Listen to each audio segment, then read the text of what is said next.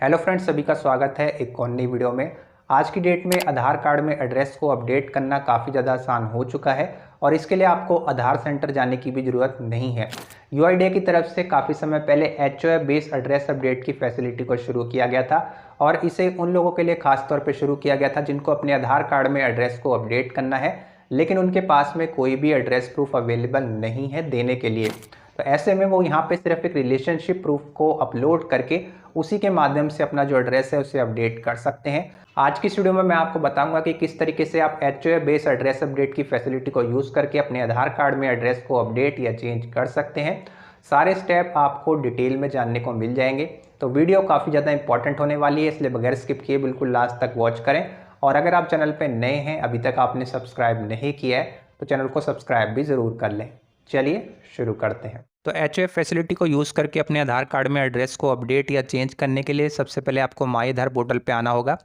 यहाँ पे आपको एक चीज़ मैं बता दूं कि आप एचओएफ को एक रिक्वेस्ट भेजते हैं और एचओएफ उस रिक्वेस्ट को 30 दिन के अंदर एक्सेप्ट या रिजेक्ट करता है, तभी आपका जो एड्रेस है यहाँ पे अपडेट हो पाता है। रिक्वेस्ट को एक्सेप्ट किया जाएगा एचओएफ के द्वारा, तभी जो आपका एड्रेस है अपडेट हो पाएगा। यहाँ पे एक एग्जांपल के माध्यम से आप समझे तो मान लीजिए आप किसी नई जगह पे गए हैं और उस नई जगह पे आपको अपने आधार कार्ड में एड्रेस को अपडेट करना है और वहाँ पे नई जगह का कोई भी एड्रेस प्रूफ आपके पास में अवेलेबल नहीं है देने के लिए, लेकिन आपका जो फैमिली मेम्बर है, कोई भी एक फैमिली मेम्बर जो कि एचओएफ यानी हेड ऑफ द फैमिली है, वो उस नई जगह पे पहले से रहता है, उसका आधार कार्ड वहाँ पे बना हुआ है और उसके आधार कार्ड में जो अपडेटेड एड्रेस है जो कि आप अपने आधार कार्ड में ऐड करना चाहते हैं वो उनके आधार कार्ड में पहले से ऐड है, तो एचओएफ के माध्यम से आप अपने आधार कार्ड में एड्रेस अपडेट यहाँ पे कर सकते हैं। सबसे पहले यहाँ पे आपको लॉगिन करना होगा। यहाँ पे लॉगिन का बटन मिलेगा, इस पर क्लिक करेंगे। उसके बाद में अपना जो आधार नंबर है जिसमें भी आप अपना एड्रेस अपडेट करना चाहते हैं वो आधार नंबर यहाँ पे एंटर करके कैप्चा फिल करेंगे। लॉगिन विद ओटीपी के बटन पे क्लिक करेंगे।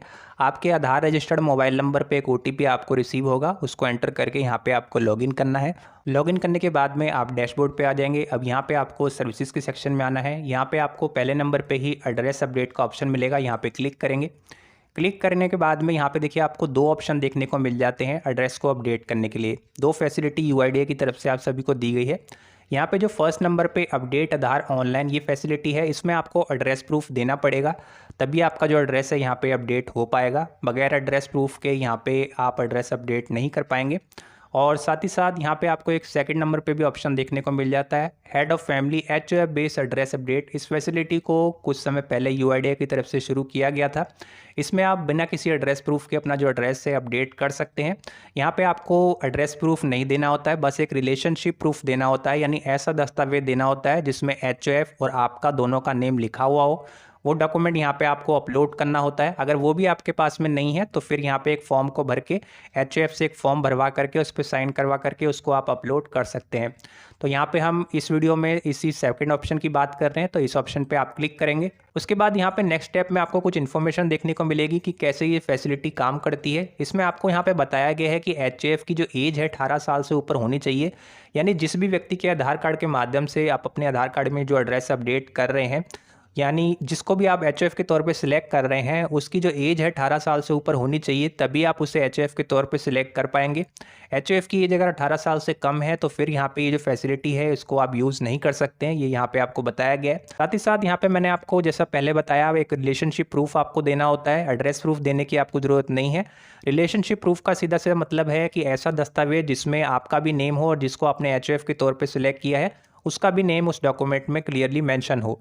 यहाँ पे आपको सिर्फ 50 रुपये की पेमेंट करनी है और आपका जो एड्रेस है अपडेट हो जाता है। यहाँ पे एचओएफ को आप एक रिक्वेस्ट भेजते हैं और एचओएफ के द्वारा 30 दिन के अंदर अंदर उस रिक्वेस्ट को एक्सेप्ट किया जाना बहुत ज़रूरी है। अगर 30 दिन के अंदर एचओएफ आपके द्वारा भेजी गई रिक्वेस्ट को एक्सेप्ट नहीं करते हैं तो फिर आपकी जो एप्लीकेशन है वो ऐसे ही रह जाएगी, आपका जो एड्रेस है अपडेट नहीं हो पाएगा। तो यहाँ पे आपको नेक्स्ट का बटन मिल रहा है, इस पर क्लिक करेंगे। उसके बाद में यहाँ पे आप नेक्स्ट पेज पे आ जाएंगे जिसमें एक छोटा सा एप्लीकेशन फॉर्म आपको फिल करना होगा। इस पेज पे आने के बाद में आपके आधार का जो भी करंट एड्रेस है, जो वर्तमान पता है, वो यहाँ पे आपको देखने को मिल जाएगा। मैंने सिक्योरिटी पर्पज़ की वजह से उसे हाइड कर रखा है।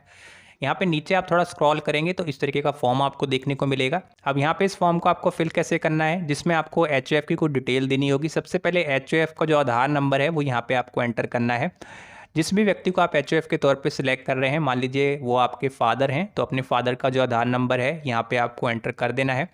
उसके बाद में जैसे ही उनका जो आधार नंबर यहाँ पे आप एंटर करते हैं तो उनके आधार कार्ड के साथ में जो भी मोबाइल नंबर लिंक होगा वो ऑलरेडी यहाँ पे फैच होके आ जाता है, ये आपको फिल नहीं करना पड़ेगा। जैसे ही HOF का आधार नंबर यहाँ पे आप फिल करेंगे, उनका जो मोबाइल नंबर है आधार के साथ रजिस्टर, वो ऑटोमेटिकली यहाँ पे आ जाएगा। उसके बाद में यहाँ पे आपको सिलेक्ट करना है, select HOF relation with the applicant, यानी HOF का एप्लीकेंट के साथ में क्या संबंध है, आपके साथ में क्या संबंध है, यानी कि HOF आपके कौन है। यहाँ पे आपको ड्रॉप डाउन मेनू को ओपन करना है और देखिए आपको काफ़ी सारे ऑप्शन देखने को मिल जाते हैं। यहाँ पे आपको चाइल्ड वार्ड का ऑप्शन मिल जाता है, father, legal guardian, mother, sibling और स्पाउस। सिबलिंग यानी भाई या बहन, स्पाउस यानी कि पति या पत्नी।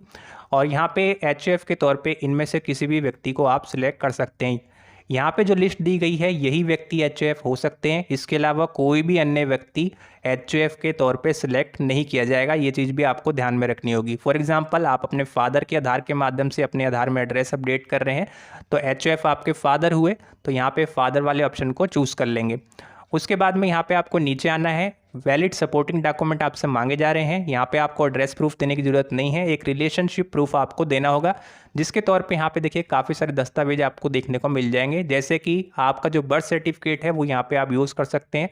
बर्थ सर्टिफिकेट में आपका भी नेम होगा और अगर HOF के तौर पर आपने फादर को सिलेक्ट किया है तो आपके फादर का नेम भी बर्थ सर्टिफिकेट में मेंशन होगा। इसके अलावा यहाँ पे जो फैमिली एंटाइटलमेंट डॉक्यूमेंट है जो कि सेंट्रल गवर्नमेंट या फिर स्टेट गवर्नमेंट के द्वारा इशू किया गया हो उसे आप यूज़ कर सकते हैं।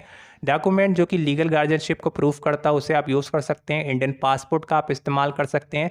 मनरेगा जॉब कार्ड उसका आप यूज़ कर सकते हैं। मार्कशीट और सर्टिफिकेट इसका आप यूज़ कर सकते हैं, जो 10th की आपकी मार्कशीट है उसका आप इस्तेमाल कर सकते हैं। साथ ही साथ मैरिज सर्टिफिकेट का आप यूज़ कर सकते हैं, अगर आप मैरिड हैं तो मैरिज सर्टिफिकेट दे सकते हैं। इसके अलावा यहाँ पे पेंशनर फोटो आइडेंटिटी कार्ड, साथ ही साथ यहाँ पे राशन कार्ड या ई राशन कार्ड, आपका जो जाति प्रमाण पत्र है ST SC OBC का सर्टिफिकेट है वो भी आप दे सकते हैं। और भी बहुत से दस्तावेज यहाँ पे आपको देखने को मिल जाएंगे। तो इनमें से वो दस्तावेज आपको देना है जो कि आपके पास में अवेलेबल हो और जिसमें HOF और आपका दोनों का नेम साफ साफ लिखा हुआ हो। अगर यहाँ पे दी गई लिस्ट में से कोई भी दस्तावेज आपके पास में अवेलेबल नहीं है रिलेशनशिप प्रूफ के तौर पे देने के लिए, तो यहाँ पे आपको एक ऑप्शन और मिल जाता है, सेल्फ डिक्लेरेशन। तो यहाँ पे इस ऑप्शन को भी आप चूज़ कर सकते हैं।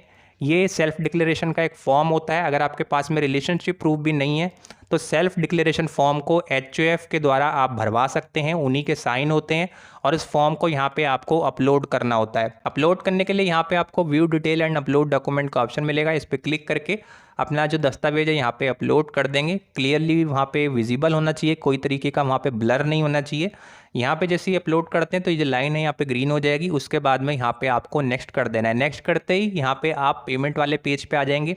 अलग अलग पेमेंट मेथड आपको देखने को मिलेंगे। पेमेंट करने के लिए सिर्फ आपको 50 रुपये की ऑनलाइन पेमेंट कंप्लीट करनी है और लास्ट में आपको फाइनल सबमिट कर देना है। एप्लीकेशन को सबमिट करने के बाद में अभी आपका सिर्फ फर्स्ट स्टेप ही कंप्लीट हुआ है। अब यहाँ पे आपको एक सेकंड स्टेप भी कंप्लीट करना होगा, तभी आपका एड्रेस अपडेट हो पाएगा।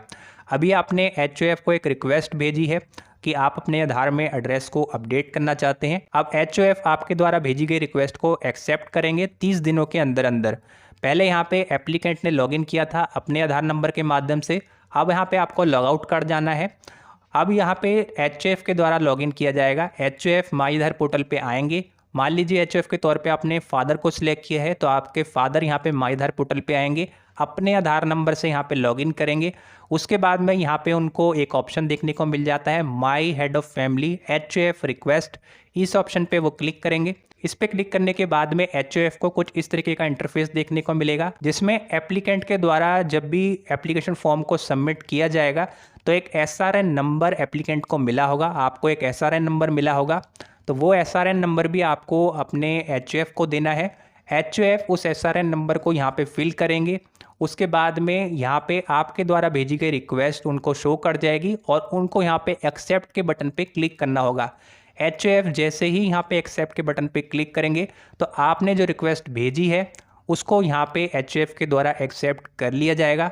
इतना करने के बाद में अब आपका सेकंड स्टेप भी यहाँ पे कंप्लीट हो जाता है। अब आपको और कुछ भी करने की ज़रूरत नहीं है, आपको कुछ दिन वेट करना होगा और आपका जो एड्रेस है यहाँ पे अपडेट कर दिया जाएगा। इस वीडियो में मैंने आपको सारे स्टेप अच्छे से समझा दिए हैं। फिर भी अगर आपका कोई डाउट रहता है तो इस वीडियो के नीचे कमेंट बॉक्स में आप अपने क्वेश्चन लिख सकते हैं। साथ ही साथ अगर ये वीडियो थोड़ी सी भी इन्फॉर्मेटिव लगी हो तो वीडियो को लाइक भी ज़रूर कर दीजिए और चैनल को सब्सक्राइब करना ना भूलें। चलिए आज की इस वीडियो में इतना ही। मैं आपसे मिलूंगा एक और नई वीडियो में। तब तक के लिए जय हिंद, जय भारत।